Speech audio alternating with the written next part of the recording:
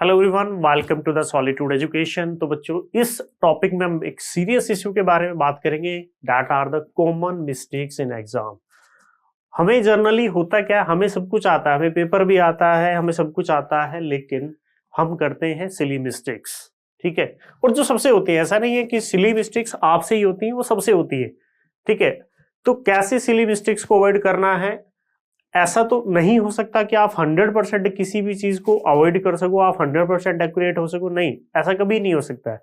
लेकिन आप अपनी मिस्टेक्स को जनरली अवॉइड कर सकते हो। ठीक है, हमारा मॉक वन हुआ था, मॉक वन में ऐसे ऐसे बच्चे जानता हूं कि जिन्होंने पेपर तो अच्छे से अटेम्प्ट किया, but the issue was the common mistakes. उन्होंने बहुत कॉमन मिस्टेक्स की और उनके सारे क्वेश्चंस भी गलत हो गए। वे बहुत अच्छा स्कोर कर सकते थे बट नहीं कर पाए। तो मैं उन्हीं कॉमन मिस्टेक्स के बारे में बात करूंगा और मैं मॉक वन के जरिए ही बात करूंगा कि हमने क्या क्या कॉमन मिस्टेक्स की थी और हमें किन चीजों का ध्यान रखना है, किन चीजों को हमें अवॉइड करके चलना है। ठीक है, ये हम डिस्कस करेंगे इस लेक्चर में, इस टॉपिक के बारे में। ये मॉक वन हुआ था बच्चे, मॉक वन के बारे में मैंने बता दिया था आपको। ठीक है, मॉक टू का आज स्टार्टिंग है, मॉक टू वन लाइव हो गया है। आप एप्लीकेशन डाउनलोड कर सकते हैं, वहां से मॉक टू दे सकते हैं। अगर जिन बच्चों को मॉक टू देना है केवल, वे एप्लीकेशन डाउनलोड कर लीजिए। वीडियो के डिस्क्रिप्शन में मैंने लिंक डाल दिया है, जाइए वहां से एप्लीकेशन डाउनलोड कीजिए, वहां से मॉक टू दे सकते हैं, एनरोल कर सकते हैं मॉक टू के लिए। मॉक टू का बहुत मिनिमम फी है 250 रुपीज। ठीक है, जिन्हें केवल मॉक टू देना है। ठीक है, जिन्होंने ऑलरेडी एनरोल कर लिया था उनकी बात ठीक थी, उनका सब कुछ हो गया था कंप्लीट। चलिए, मैं कॉमन मिस्टेक्स की बात करूंगा। तो कॉमन मिस्टेक्स में सबसे पहली बात, देखो ये क्वेश्चन दिया था मैंने, यहाँ पे एक टेबल दी थी मैंने आरएल की, लेवलिंग वाले क्वेश्चन की। तो कुछ बच्चों ने क्या किया कि इस टेबल में डायरेक्ट एंट्री कर दी। यार, आप इसमें डायरेक्ट एंट्री क्यों कर रहे हो? वो तो क्वेश्चन गिवन है ना, आप अलग से टेबल बनाइए। आपको अलग से टेबल वहां पे बनानी है एग्जाम के अंदर।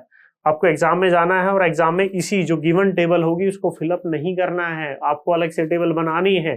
कुछ बच्चे बोलते हैं कि सर अगर मैं इसी में फिल कर दूं तो मेरा टाइम सेव हो जाता है। आपका टाइम सेव नहीं हो रहा है, वहां पे एग्जामिनर आपकी इस क्वेश्चन को गलत भी काट सकता है कंप्लीटली। ठीक है, तो ये मिस्टेक को अवॉइड करना है। ठीक है, ये वैसी मिस्टेक नहीं करनी है आपको। ठीक है, इसमें टेबल में डायरेक्ट एंट्री ना करें, अलग से टेबल बनानी ही पड़ेगी आपको, और कोई ज्यादा बड़ा टाइम नहीं लगता, हार्डली 1 मिनट लग जाएगा आपका बस। ठीक है, 2 घंटे में से यार 1 मिनट तो निकाल ही सकते हो 15 नंबर के क्वेश्चन के लिए, 15-20 नंबर का क्वेश्चन आएगा। तो ये मिस्टेक्स ये आपको अवॉइड करना है। ठीक है, दूसरा और देखते हैं, एक और मैंने डिस्कस किया था स्पिलवे वाला क्वेश्चन, किसी ने अटेम्प्ट नहीं किया ये वाला क्वेश्चन। ये बड़े अच्छे क्वेश्चन है और मैंने पहले भी सलाह दी थी कि आप इन स्पिलवे वाले क्वेश्चंस को कर लीजिए। ठीक है, चलो आगे चलते हैं बच्चे और डिस्कस करते हैं। हाँ, ये कॉन्जुगेट बीम में, कॉन्जुगेट बीम भी किसी ने अटेम्प्ट नहीं किया, एक आध बच्चे ने अटेम्प्ट किया था बस। ठीक है, सबसे ज्यादा जो मिस्टेक बच्चे देखने को मिली है वो मेरे को मिली है एसएफडी बीएमडी वाले क्वेश्चन में। ठीक है,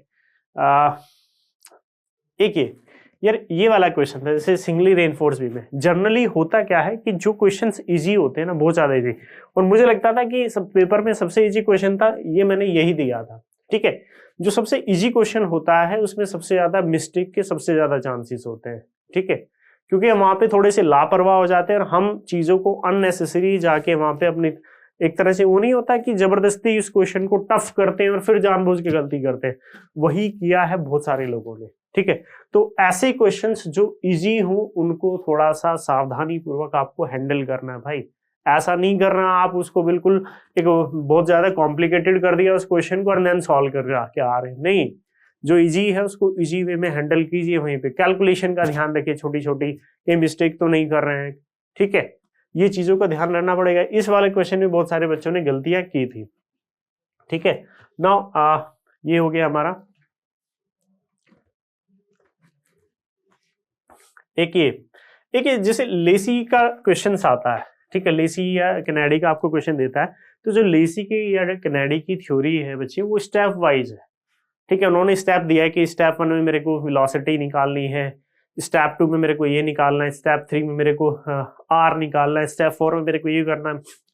तो आप जब भी लेसी या कैनेडी का डिजाइन करो तो स्टेप वाइज ही करो कि step 1 calculation of velocity, step number 2 calculation of area. ठीक है, आपको ऐसे इसको कैलकुलेट करना है। ठीक है, step 3 calculation of r, step 4 this much, step 5 ये, स्टेप 6 स्लोप, और लास्ट में फिगर जरूर बनाना होता है।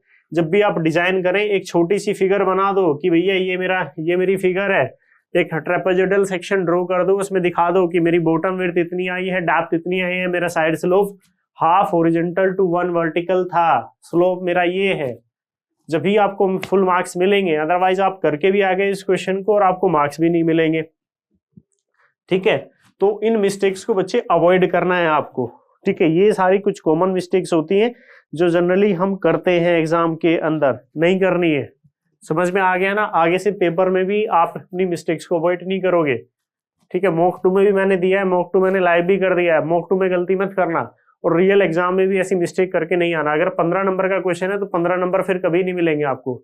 ठीक है, स्टेप्स में लिखना है और लास्ट में फिगर जरूर ड्रॉ करनी है। कोई 2-4 सेकंड लगेंगे यार, 5 सेकंड लग जाएगी ज्यादा से ज्यादा। ठीक है, उसके बाद ये OSD SSD का सवाल है यार, इस वाले क्वेश्चन को भी इसमें भी मिस्टेक करते हैं बच्चे। क्या भाई, जब भी SSD OSD का इस तरह का क्वेश्चन आ रहा है, फिगर बना लीजिए, ये इस तरह की फिगर बना लीजिए जो फिगर हमें बनानी होती है कि मेरा A1 A2 B1 B2 इस तरह से ये वाली फिगर बना लिया करो।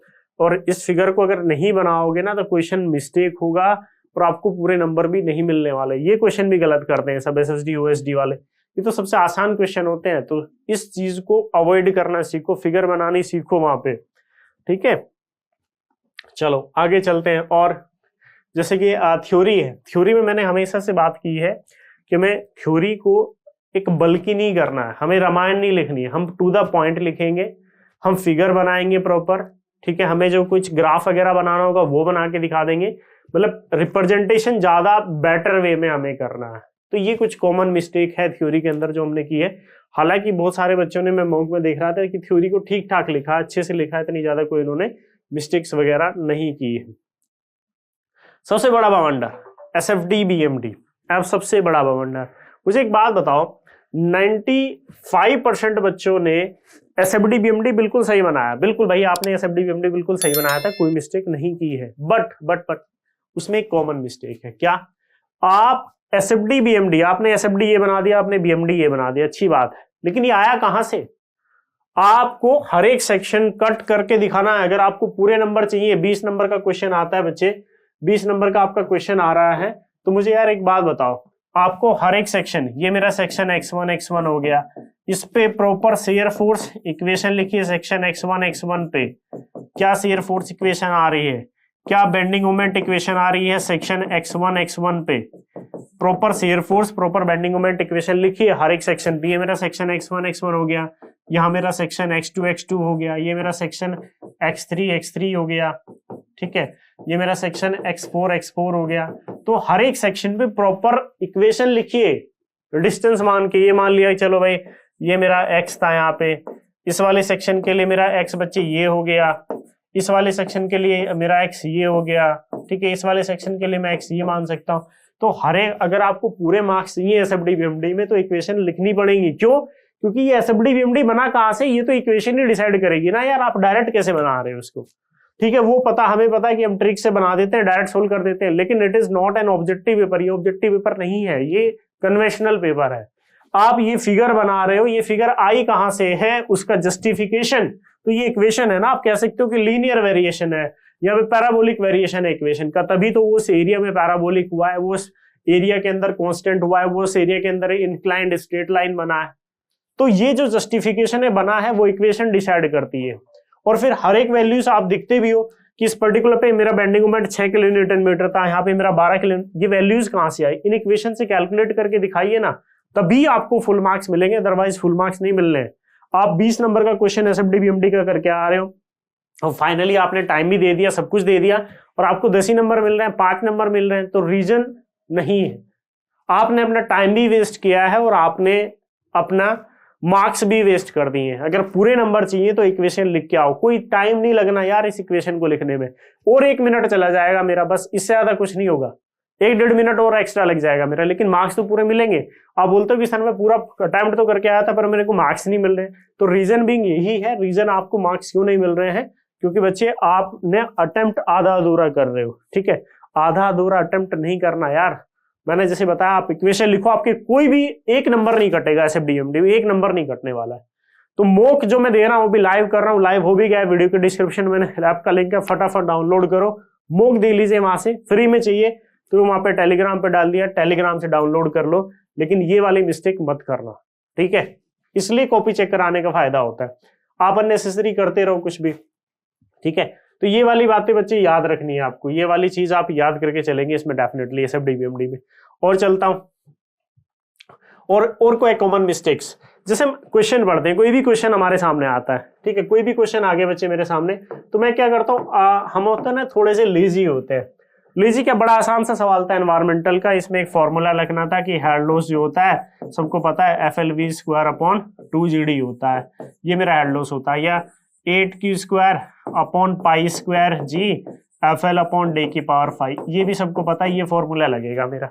भाई ये F फ्रिक्शन फैक्टर होता है, क्वेश्चन में कोई नहीं पढ़ रहा है, देखो यहाँ पे the coefficient of friction for the pi material is 0.012, इसने कोफिशिएंट ऑफ फ्रिक्शन दिया है, कोफिशिएंट ऑफ फ्रिक्शन होता है F', ठीक है, और जो फ्रिक्शन फैक्टर होता है F होता है वो 4 टाइम्स होता है कोफिशिएंट ऑफ फ्रिक्शन का, लेकिन कोई 4 से मल्टीप्लाई नहीं कर रहा है।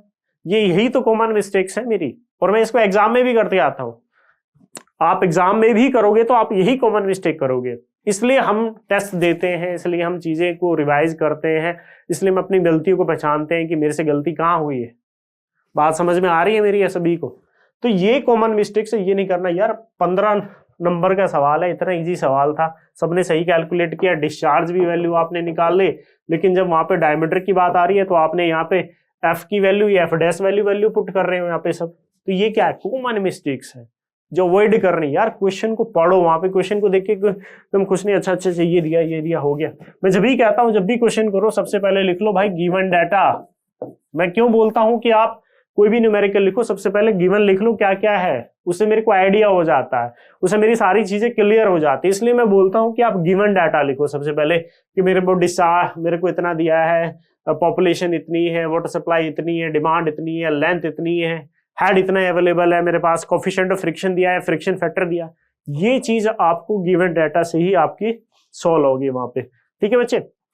चलो और कॉमन मिस्टेक्स की बात करेंगे हम, जो हमें एग्जाम में जनरली हम करते हैं। एक और ये सवाल, यार ये कॉन्सेप्ट बड़ा इजी कॉन्सेप्ट है, ये हाइड्रोलिकली इफिशिएंट चैनल वाला सेक्शन क्वेश्चन दिया था मैंने, एक बच्चे ने सही करके नहीं दिखाया इसको, एक बच्चे ने, एक बच्चे का सही नहीं है ये क्वेश्चन, एक बच्चे का भी, इतने कॉन्सेप्ट आपके वीक। यार ये हाइड्रोलिकली इफिशिएंट का बड़ा आसान से सवाल होता है, कॉन्सेप्ट को रिवाइज कर लो, उसको देख लो एक बार, ठीक है। उसके बाद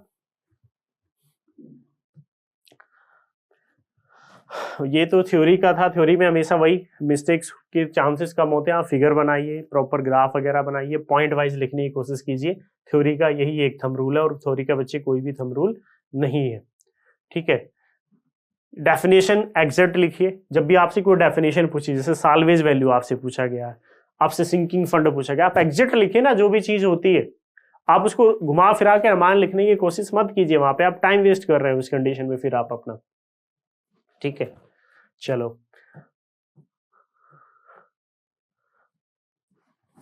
हाँ, एक और बात, मशीन का जब भी आप क्वेश्चन करते हैं बच्चे, जब मशीन का क्वेश्चन करते हैं तो ये जो वैल्यूज आती है ना आपकी, देखो यहाँ पे ये वैल्यूज देखो, ये जो वैल्यूज हैं आप यहाँ से लिख रहे हैं, ये इक्वेशन लिखी आपने, ये वैल्यूज आप डायरेक्ट लिख रहे हो।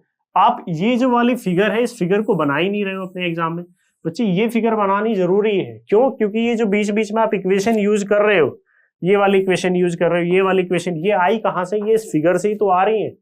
आपने डायरेक्ट रट ली है उन इक्वेशंस को और वो डायरेक्ट आप पुटअप कर रहे हो। तो ये कॉमन मिस्टेक अवॉइड करनी है। Please make the figure. जब भी हाइड्रोलिक मशीन का क्वेश्चन आए, सेंट्रीफ्यूगल पंप का आए या पेल्टन टरबाइन का है, आपको फिगर बनानी पड़ेगी। आपको बनानी पड़ेगी, क्या बनानी है फिगर वहां पे, ठीक है। फिगर को बना के चलना है, ठीक है। ये मिस्टेक्स को अवॉइड करना है, ठीक है। एक और बात, मैं कॉमन मिस्टेक की बात करूंगा। देखो एक न्यूमेरिकल है मेरे पास, ठीक है।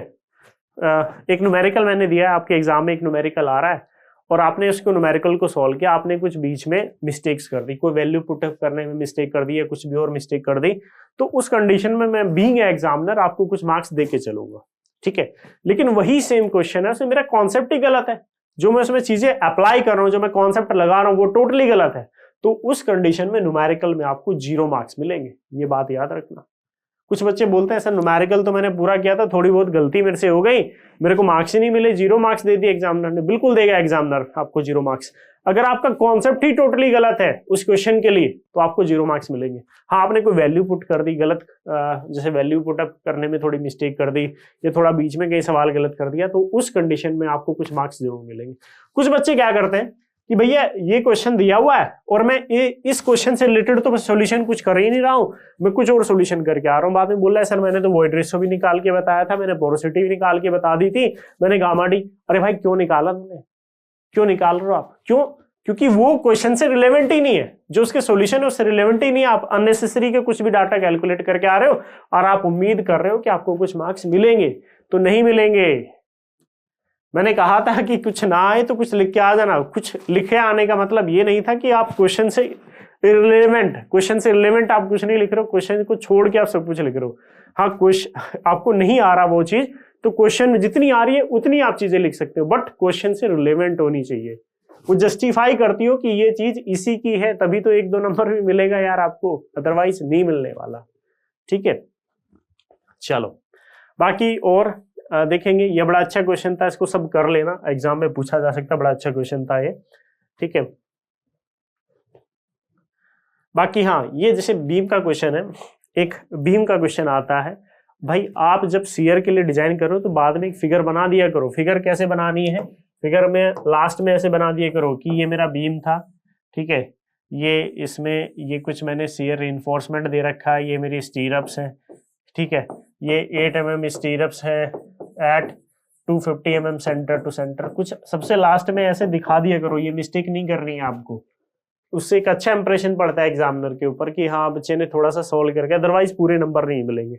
फिगर का बेसिकली याद रखना, ध्यान रखना है कि वो अवॉइड करके चलनी है, बिल्कुल प्रॉपर वे में फिगर आपको बना देनी है। एक रफली फिगर बना दो यार, ठीक है। बाकी तो और सब ठीक ही किया था आपने, और कॉमन मिस्टेक्स की मैं बात करूंगा, ठीक है। ये वाला क्वेश्चन कॉन्सेप्ट बुक का गलत था, ठीक है। और मैं बात करूंगा फोर बेयरिंग, बैक बेयरिंग भी मोस्टली। हाँ, एक और बात, इसमें कुछ लोगों ने एक्सटीरियर एंगल निकाल दिया, ध्यान रखना इंटीरियर निकालना था हमें, ठीक है।